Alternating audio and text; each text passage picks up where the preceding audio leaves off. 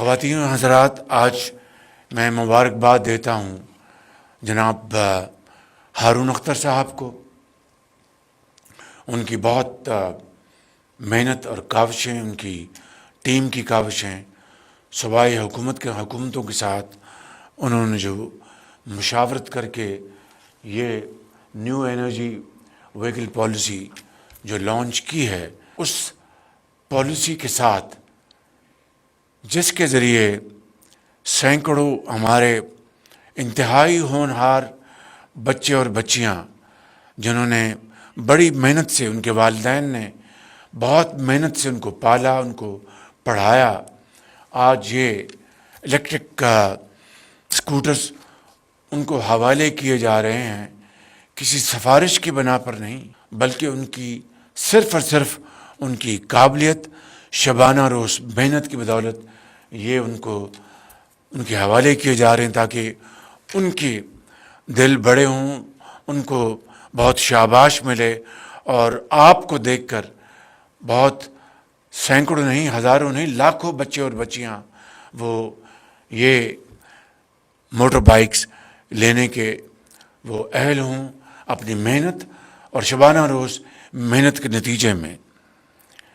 جب یہ پالیسی بن رہی تھی تو مجھے کہا گیا کہ ہم صرف اسلام آباد کے بچوں اور بچیوں میں تقسیم کریں.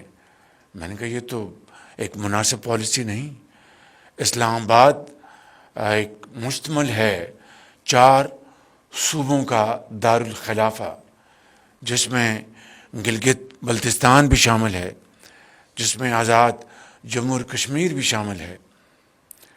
اور پھر میں نے کہا کہ صرف ایک کسوٹی ہوگی جس کے اوپر یہ تقسیم ہم کریں گے، یہ موٹر بائکس کے ہائی اچیورز بلوچستان، سندھ، پنجاب اور کے پی، گلگت بلتستان اور آزاد کشمیر.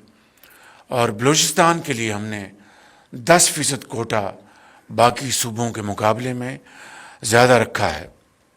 ابھی انشاءاللہ بہت جلد رانا مشہود صاحب 1 لاکھ لیپ ٹاپس پورے پاکستان کے ہائی اچیورز کو ہم تقسیم کریں گے، جو کہ پاکستان آ چکے ہیں.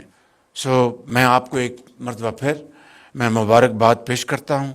1-2 باتیں عرض کرنا چاہوں گا کہ اس پروگرام کو آپ مزید اس کو وسعت دیں، اس کو اور 9 ارب روپے آپ نے اس کے لیے اس سال میں رکھے. اگلے سال کے لیے کوشش کریں کہ 90 ارب روپے رکھیں، تاکہ پاکستان کے ہزاروں لاکھوں بچے اور بچیاں اپنے اسکولوں، اپنے کالجوں، یونیورسٹیز میں جانے کے لیے ان کو سہولت ہو. اس سے کلائمیٹ چینج کا جو آج ہم شکار ہیں اس میں کمی آئے گی، گرین ہاؤسز ایمیشن میں کمی آئے گی. یہ بچے اور بچیاں اپنے اسکولوں، یونیورسٹیوں میں وقت پر پہنچیں گے، کسی کے محتاج نہیں ہوں گے. تو میں سمجھتا ہوں کہ یہ پالیسی کو جتنا بھی آپ اس کو فروغ دے سکیں وہ کم ہوگا. God bless you. پاکستان پائندہ باد.